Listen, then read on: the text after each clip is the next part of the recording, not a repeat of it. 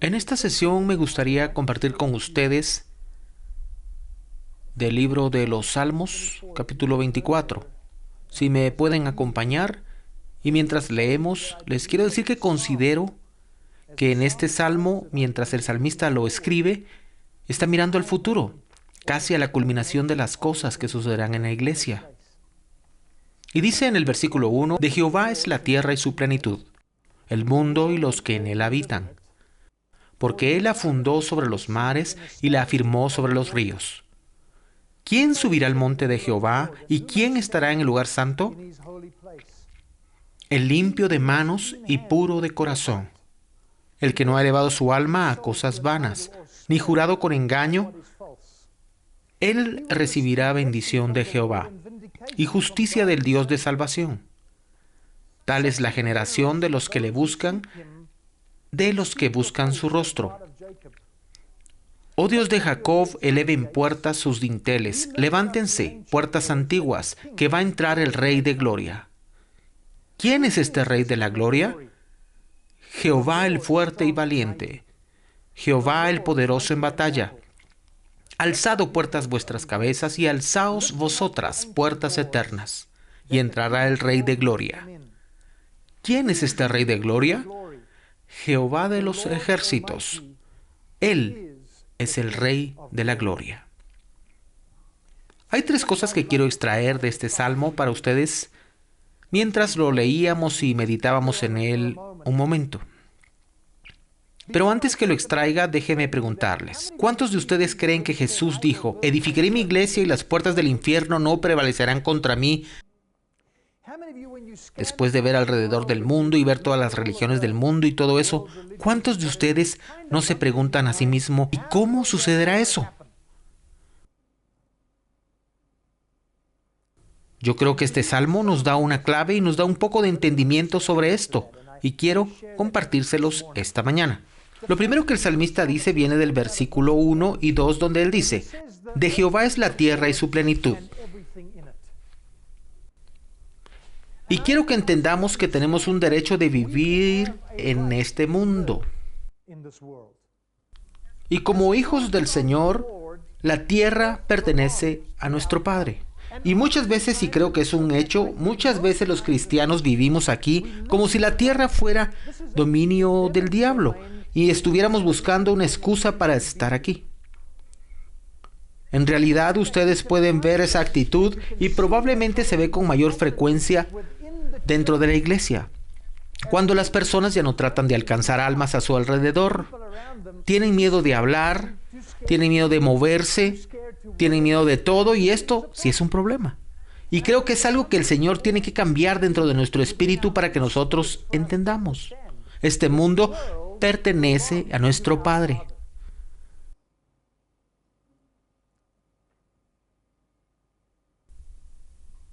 Una vez podamos entender esto,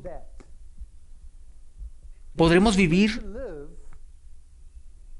orgullosos de ser parte de la comunidad cristiana. Y recuerdo todavía, estaba en los negocios cuando me invitaron una noche a una fiesta de cóctel. ¿Cuántos saben de que este es un buen lugar para que un cristiano vaya? Ahora, yo sé que algunos tendrían serios problemas con esto, pero yo fui a la fiesta de cóctel porque yo creo que este es un buen lugar para que un cristiano vaya. A veces podemos ser tan espirituales que eventualmente ya no tenemos amigos en el mundo. Entonces, ¿a quién influenciamos y a quién llevamos a Jesús? ¿Tiene sentido? Y estaba ahí tomando mi coca y todo lo demás, estaba teniendo su fiesta y todo.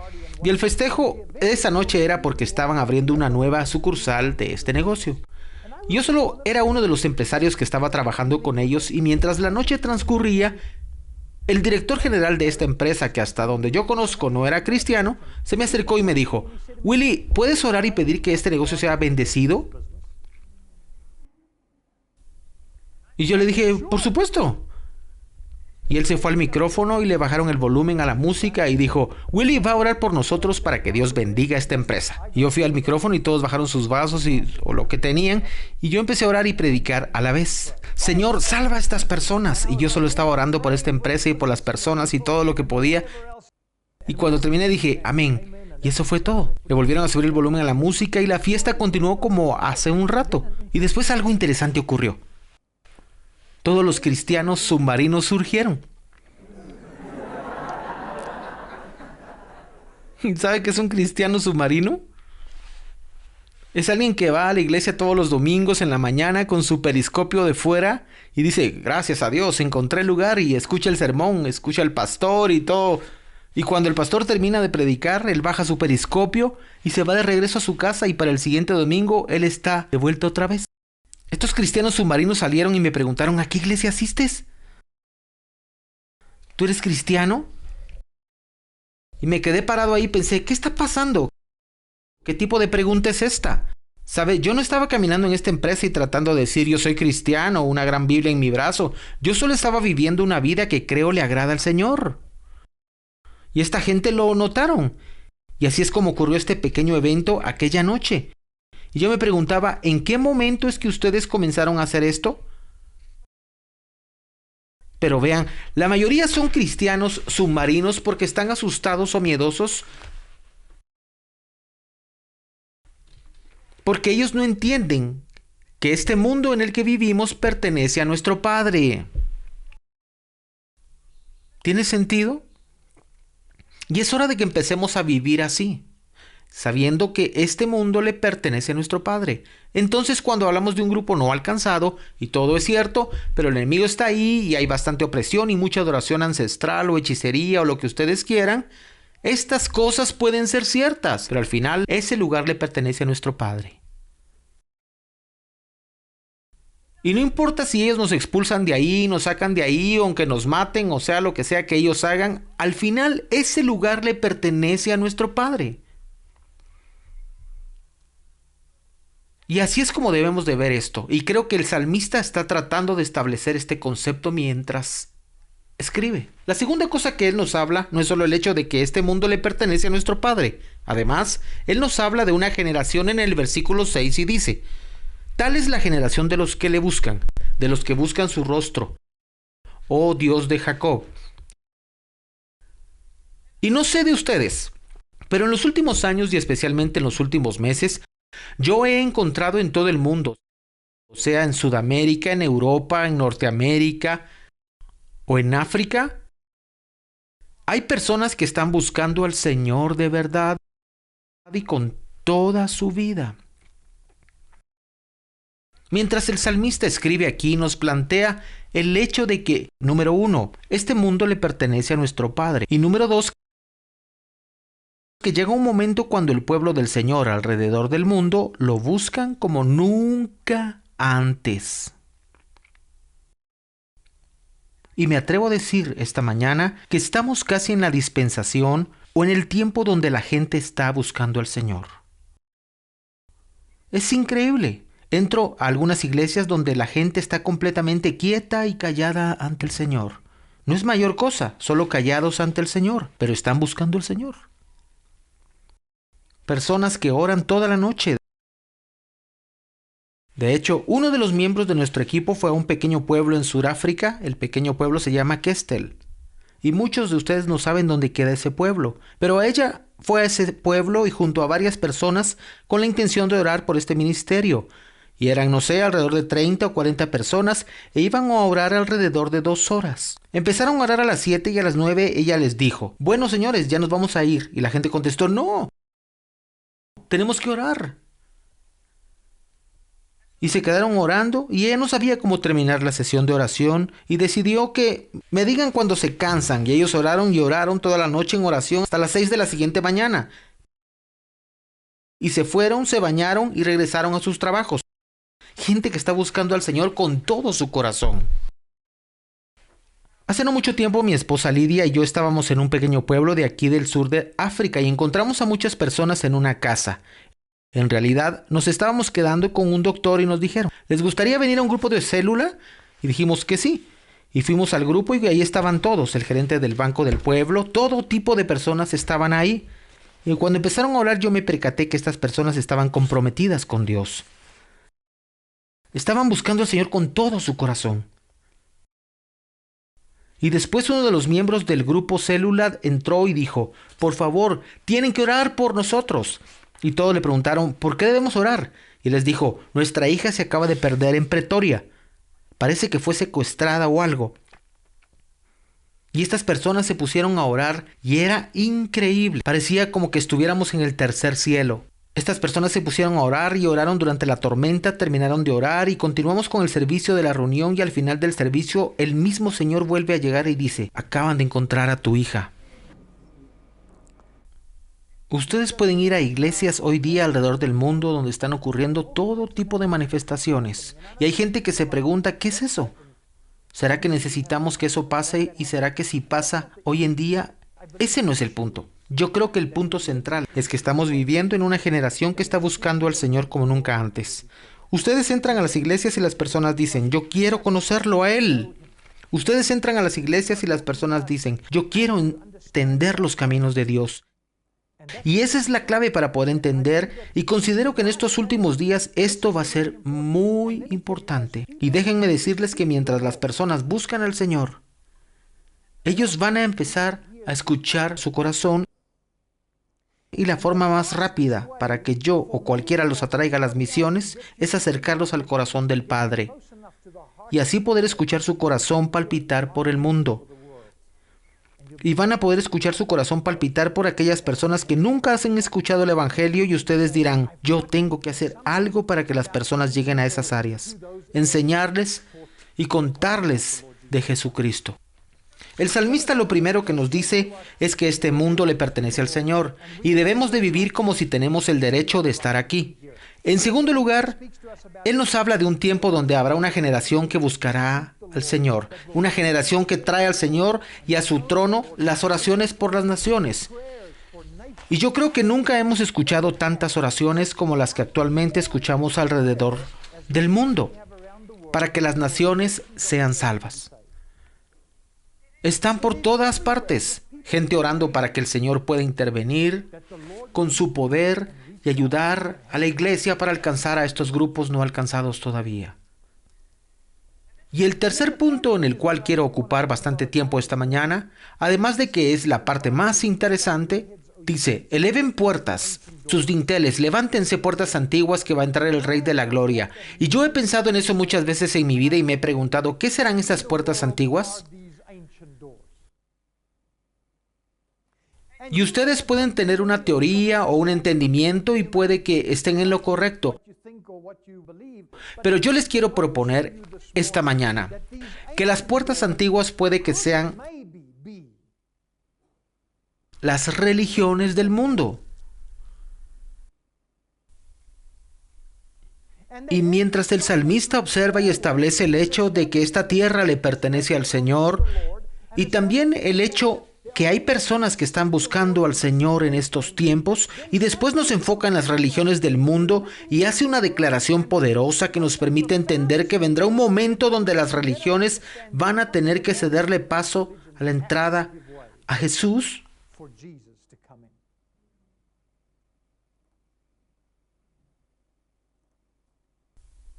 Y si lo que digo es cierto, que estas puertas antiguas son las religiones del mundo.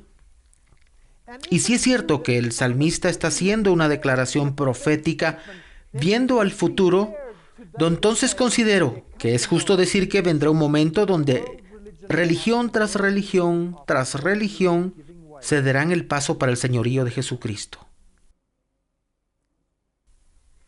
Y me atrevo a decir que esto está ocurriendo ahora mismo.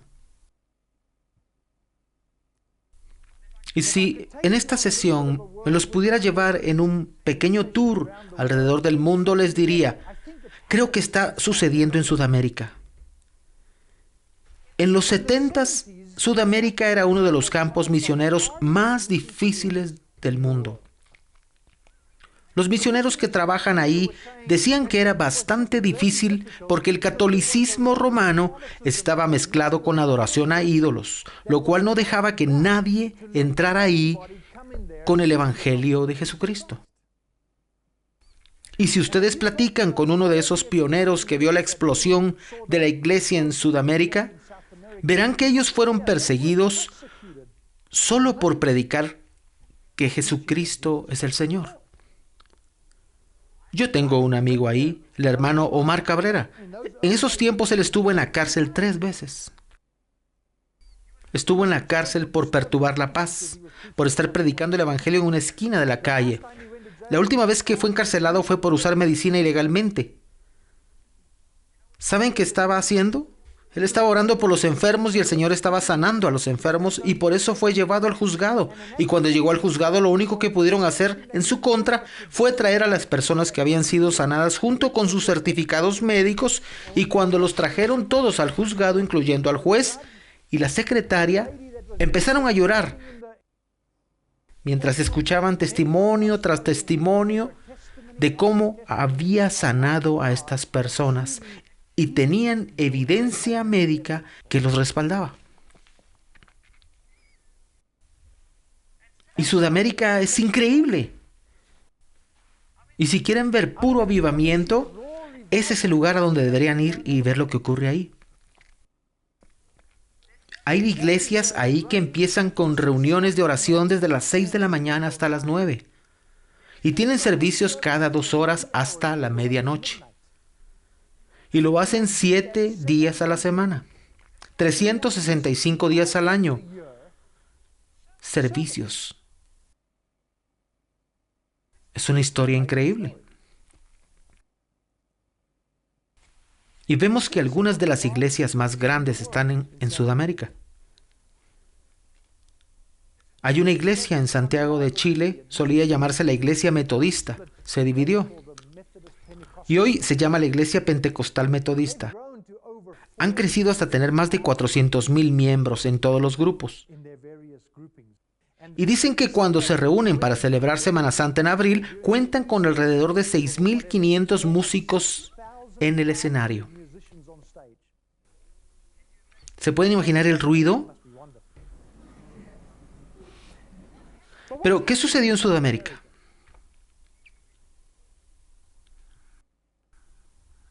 Y parece como si las oraciones de los santos y todo lo que quieren agregar a esa ecuación, todas las oraciones de los santos, los esfuerzos de los misioneros, tal vez hasta los ángeles y todo lo demás, parece como si todos estos elementos entraron marchando a Sudamérica y dicen: puertas antiguas del catolicismo romano mezclado con idolatría, quítense porque Jesús va a entrar.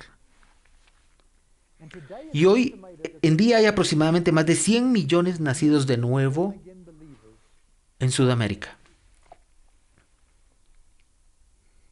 Y si no salimos de ahí y damos la vuelta al mundo y entramos a lo que antiguamente se conocía como la Unión Soviética, hoy se conoce como la Mancomunidad de Estados Independientes, la antigua Rusia, creo que todos entendemos ese término, pero en esas áreas, ¿qué hubieran pensado si alguien se hubiera parado ahí hace 10 u 11 años y hubiera profetizado diciendo: así dice el Señor, vendrá un día donde ya no existirá la cortina de hierro?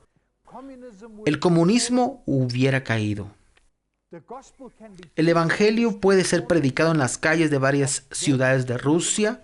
Escuelas misioneras pueden ser fundadas, iglesias de células pueden ser levantadas, un gran avivamiento vendrá a Rusia. ¿Quién lo hubiera creído? Y me refiero a que la mayoría del mundo estaba encerrado en la Guerra Fría y decían: hombre, cuidado, los comunistas vienen en camino.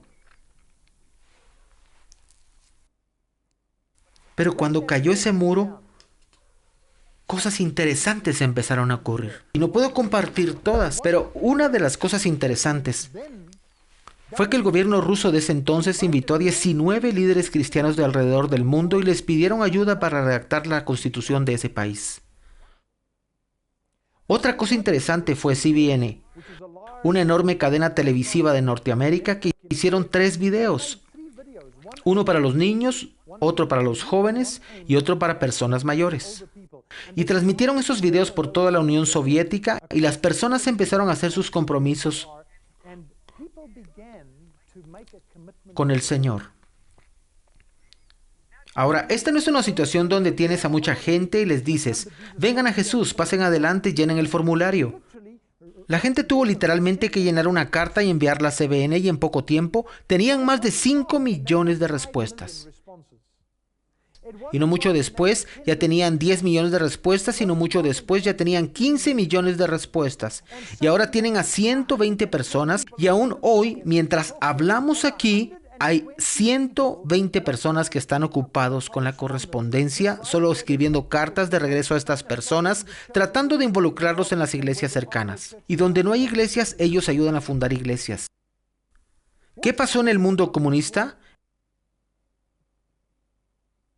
Es como si los ángeles y los santos, las oraciones de los santos y todo lo que ustedes le quieren agregar a la ecuación, es como si ellos entraron al proceso a ese lugar y miraron a las puertas antiguas del comunismo y dijeron, quítate del camino, Jesús va a entrar.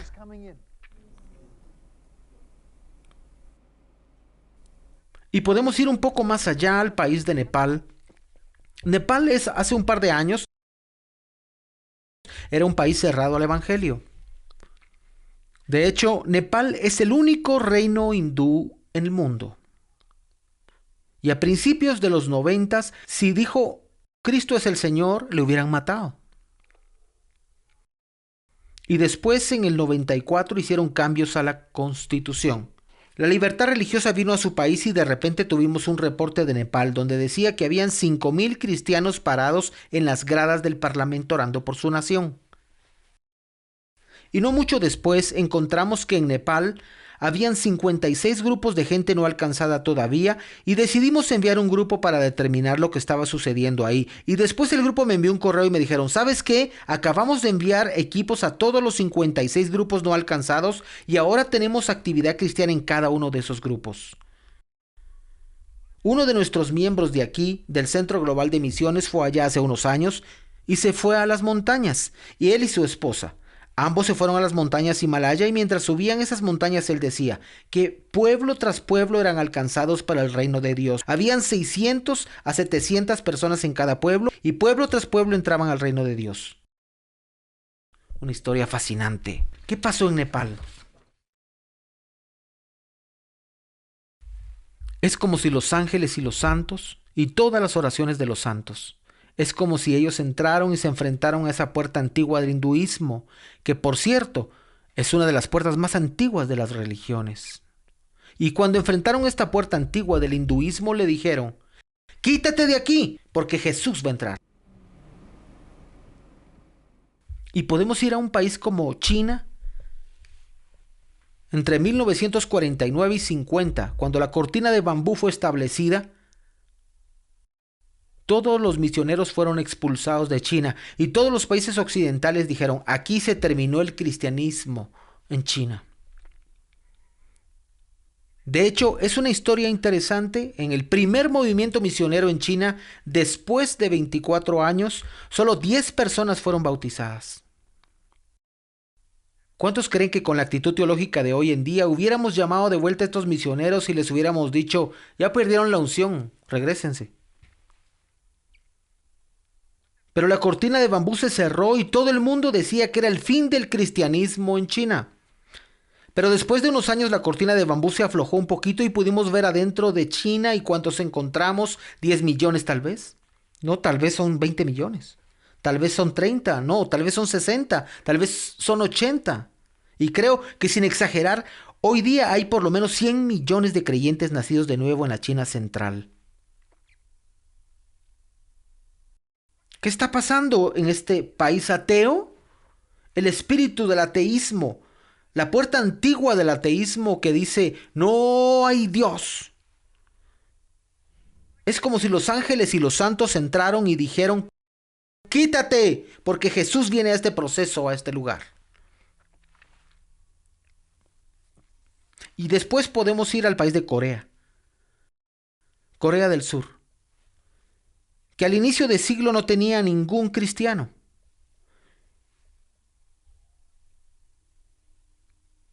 Y Dios empieza un obrar fascinante en Corea. Y al día de hoy, encontramos que 40% de Corea del Sur es nacido de nuevo. Algunas de las iglesias más grandes del mundo están en Corea del Sur. Encontramos a Paul o David Chow, como se le conoce hoy día. La iglesia de David Chow tiene más de 600,000 miembros. Las iglesias pentecostales, presbiterianas y metodistas más grandes del mundo están ahí. Y lo más interesante, y yo he estado en Corea del Sur varias veces, es que cada iglesia tiene en el techo de su iglesia una cruz llena de luces rojas. Y de noche encienden todas esas cruces rojas. Y en Seúl, Corea, hay más de 10,000 iglesias. Y mientras manejas en las calles de Seúl por la noche y miras el horizonte, parece como si Jesús estuviera ahí.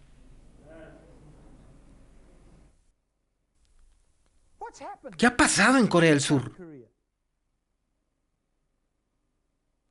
Es como si los ángeles y los santos y las oraciones de los santos y todos los esfuerzos de los misioneros, es como si todos ellos entraran a ese país y le dijeran a la puerta antigua del budismo: quítate, porque Jesús va a entrar.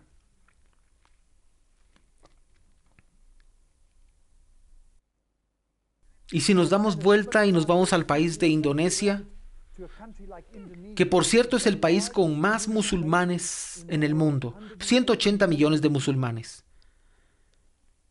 En los 70s, un hombre llamado Mel Tari vino y nos contó la historia de cómo niños de entre 4 a 6 años estaban llevando un avivamiento en Indonesia que guió a millones de personas al reino de Dios. Hoy hay una gran persecución en Indonesia. Pero déjenme decirles, sin entrar en detalles por la circulación de este video, déjenme decirles, la Iglesia del Señor Jesucristo en Indonesia está creciendo. Y aunque no parezca cierto, pero cada vez más creyentes son martirizados, la iglesia crece más. Yo he estado ahí, yo he ministrado en Indonesia, y es un lugar fascinante. Ver el compromiso de las personas en Indonesia es verdaderamente increíble. ¿Qué ha pasado en Indonesia?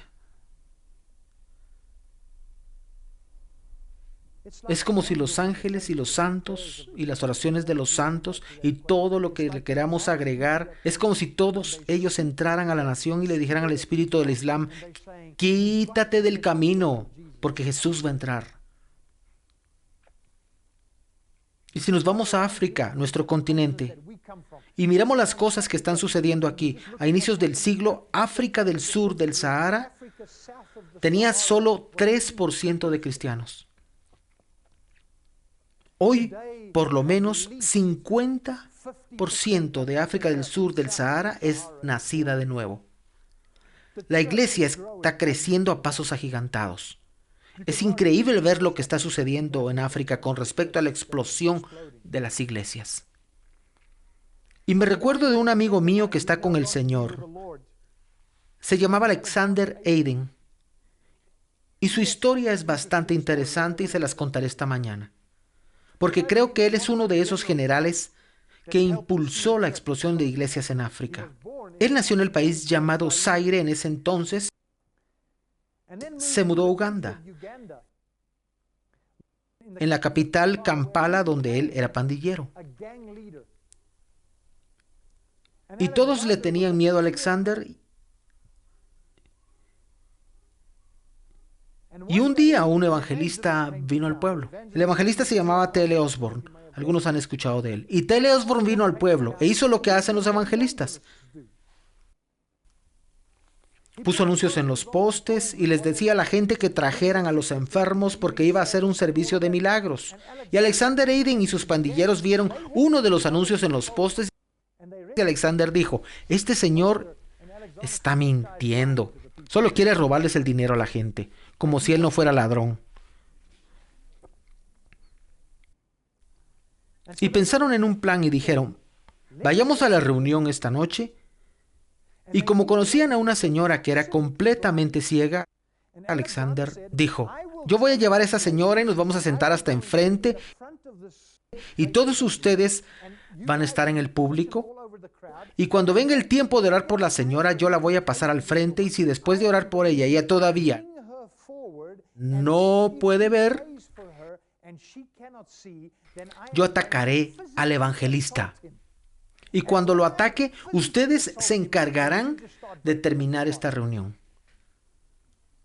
Bendito sea Dios, T.L. Osborn no sabía nada. Así que la reunión empezó esa noche y ahí está Alexander Eden sentado al frente con esta señora que es ciega esperando. Y después de predicar, él hace el llamado para que los enfermos pasen adelante y Alexander Eden pasa a esta señora adelante y es la primera persona por la que oran. Y cuando T.L. Osborn ora por ella, el Señor la sana ahí mismo. ¿Cuántos saben que el Señor todavía sana? Y Alexander me contó todo esto y me dijo, y yo fui el primero en asegurarme de que sí pudiera ver. El evangelista no le dio tiempo de revisarla. Ustedes conocen a evangelistas que dicen, mira aquí 1, 2, 3, y él me decía, yo me quería asegurar de que sí era cierto y al final no hicieron ningún alboroto. Es increíble, Dios sanó a esta señora. Y la siguiente noche los pandilleros están de vuelta en la cruzada y Alexander estaba sentado en la segunda fila. Y cada vez que Osborn predicaba, solo predica por 5 minutos y Alexander Eden levanta su mano. Y Osborn le pregunta, ¿en qué te puedo ayudar? Contesta, ¿cómo puedo ser salvo? Y T.L. Osborn le dice, permítame acabar de predicar y le contaré. Así que se vuelve a sentar y 5 minutos después él levanta su mano otra vez e interrumpe la reunión.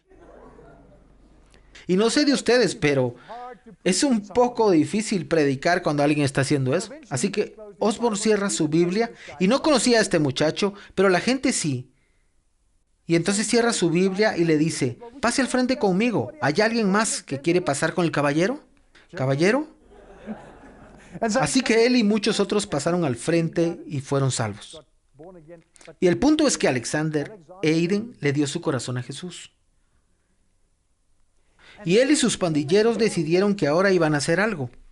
Y la siguiente mañana fueron a buscar una Biblia y les dijo a sus pandilleros, vayan y encuentren una. Y no sé si se la robaron, la encontraron, la compraron, no sé, pero encontraron una Biblia. Y después de tener la Biblia la empiezan a leer. Y se sentaron por 3 semanas solo leyendo la Biblia, desde Génesis a Apocalipsis. Alexander Eden estaba buscando qué era lo más difícil de hacer en la Biblia. Y cuando terminaron de leer la Biblia, les preguntó a los demás pandilleros, ¿qué es lo más difícil de hacer? Y ellos le dijeron que levantar a los muertos era lo más difícil de hacer. Así que fueron a buscar un cadáver y gracias a Dios no hicieron uno, pero sí estaban buscando uno. Y les tomó un poco de tiempo, pero como a las 2 semanas vieron una procesión. Y para los que no conocen algunas costumbres en África, suelen llevar un cadáver en un tipo de camilla. Y están llevando a una persona muerta en esta camilla, en la procesión funeraria. Y Alexander Eden camina hacia la procesión. Nadie sabía que Alexander Eden era convertido. Llega hasta la camilla y les dice que bajen la camilla. Y como tienen miedo de Alexander Eden, bajan el cadáver. Él se arrodilló junto al cadáver y empieza a orar diciendo, Señor Jesús, tu palabra dice que tú levantaste a los muertos. Deja que esta persona tenga vida. Y el Señor le dio vida a esa persona. Y toda la procesión funeraria se esfumó.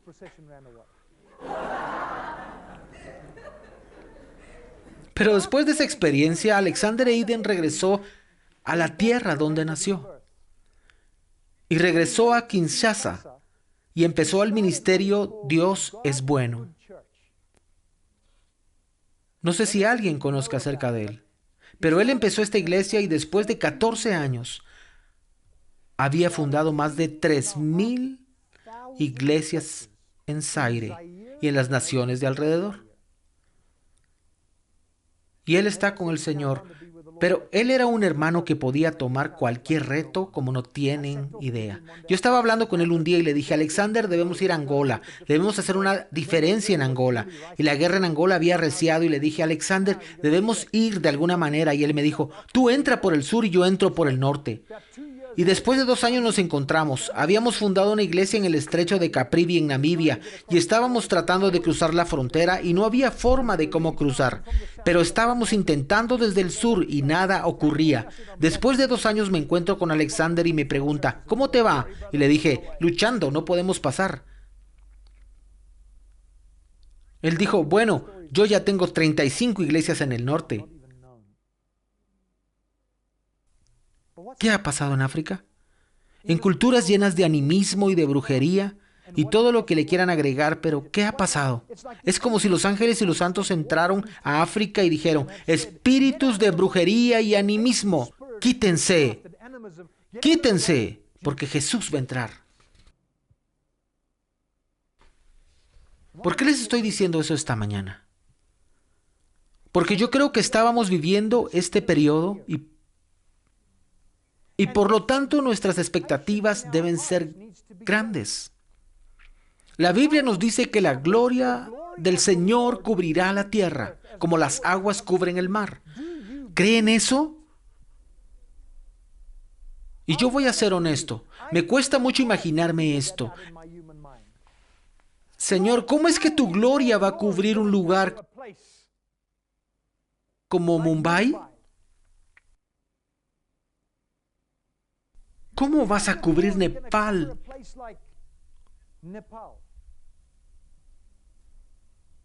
Y Kazajstán y todos esos lugares. Creo que debemos pararnos en la palabra del Señor y entender que esta tierra le pertenece a nuestro Padre. Y no importa qué puerta antigua se atraviese, llegará un momento cuando esa puerta se abra. Y se tiene que abrir para que Jesús entre. Y cuando entendí este salmo, comprendí, aún así, a veces queremos huir porque no sabemos cómo alcanzar a estos grupos no alcanzados. ¿Y cómo vamos a hacer que esto ocurra? ¿Y cómo vamos a hacer entrar a estos países? Y les quiero decir que ningún país se cierra a Jesús. En África se decía, cuidado, vienen los musulmanes. Gracias a Dios que vienen porque les amamos. Vamos a amarlos en Jesús. Y les dijo, aún en el mundo musulmán se está cayendo. Y no importa qué dice quién, vendrá un momento cuando veremos, y no les quiero contar qué está sucediendo con los musulmanes porque estamos grabando la sesión, pero cuando veo lo que Dios está haciendo es fascinante. Y cuando entendí este salmo, tuve fe para los 100 grupos todavía no alcanzados en África del Sur. Cuando entendí este salmo, tuve fe para el mundo árabe. Cuando entendí este salmo, me percaté que países como Corea del Norte y todos los países similares tendrán un momento cuando el Señor Jesucristo será el Señor de ese lugar. Y los quiero retar esta mañana mientras piensan en ese salmo. El Señor nos está diciendo, edificaré mi iglesia y las puertas del infierno no prevalecerán. ¿Saben que actualmente solo en África 20,000 personas vienen a Cristo cada día? En China Central, alrededor de 28,000 personas vienen al Señor cada día. Y se estima que en todo el mundo 68,000 personas vienen a Cristo cada día. Vemos 3,500 de nuevas iglesias fundadas alrededor del mundo cada semana.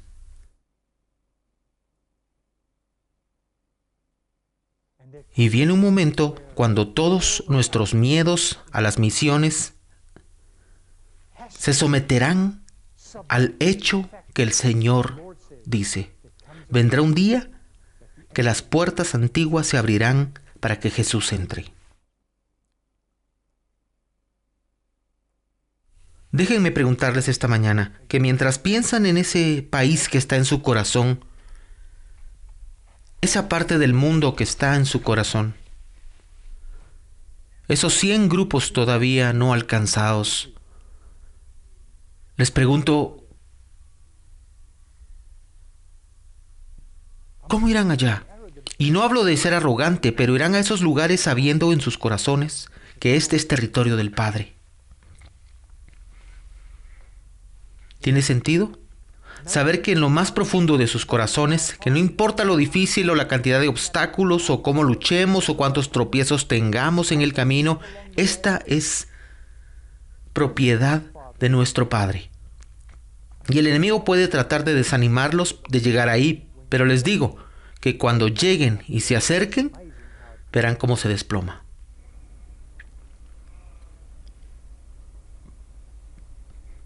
Así que en resumen, esta tierra le pertenece a nuestro Padre. Esto lo debemos tener en nuestro espíritu. Somos una generación de personas que buscan al Señor con todo su corazón. Y estas puertas antiguas están cayendo más rápido de lo que creíamos. Que el Señor nos dé la gracia para poder llegar a ver eso. Y mientras avanzamos a los lugares más difíciles y cuando estemos ahí, que sea la palabra de Dios la que nos motive. ¿Me entienden? Quiero que nos pongamos de pie y que tomemos un momento para orar por estas naciones del mundo, por estos grupos de personas no alcanzadas todavía, o por lo que tengan en sus corazones. Encuentren a un amigo y empiecen a orar, para que podamos ver y continuar viendo la obra del Señor en estos lugares.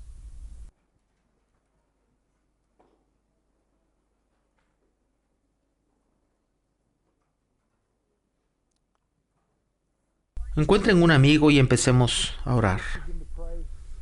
Empecemos orando por los 100 grupos de personas todavía no alcanzados en el sur de África, y que el Señor permita que estas puertas antiguas sean abiertas.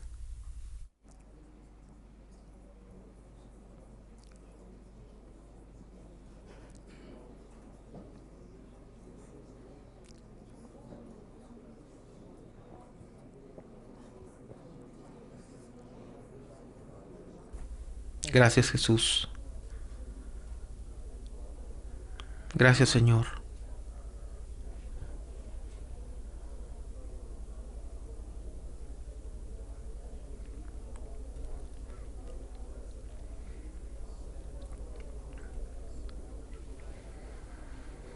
Gracias, Señor. Gracias, Señor. Gracias, Jesús. Gracias, Jesús. Aleluya, Señor.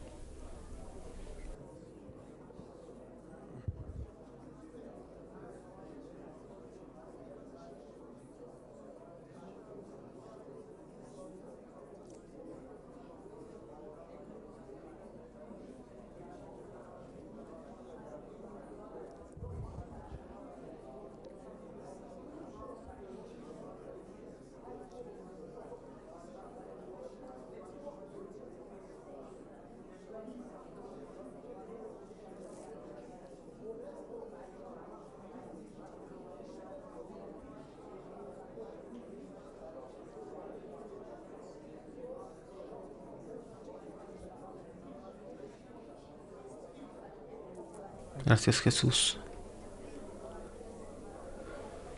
Aleluya, Señor. Gracias, Padre.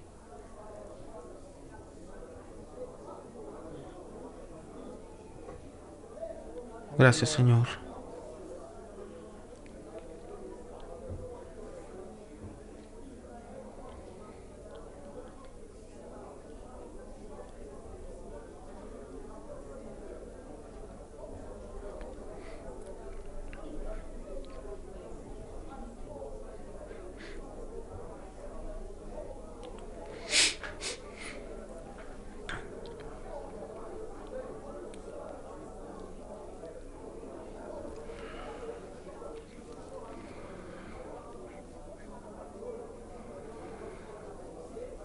Gracias, Padre. Gracias, Jesús. Gracias, Señor. Gracias, Señor. Gracias, Jesús.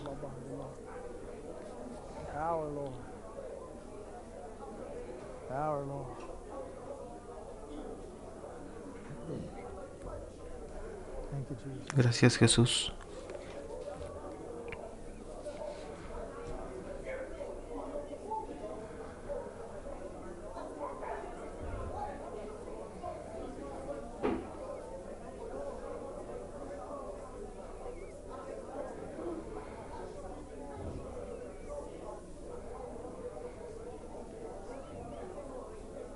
Gracias, Jesús.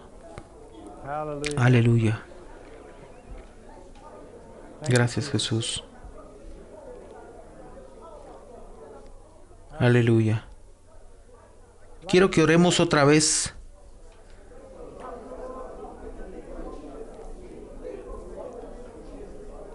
Jesús.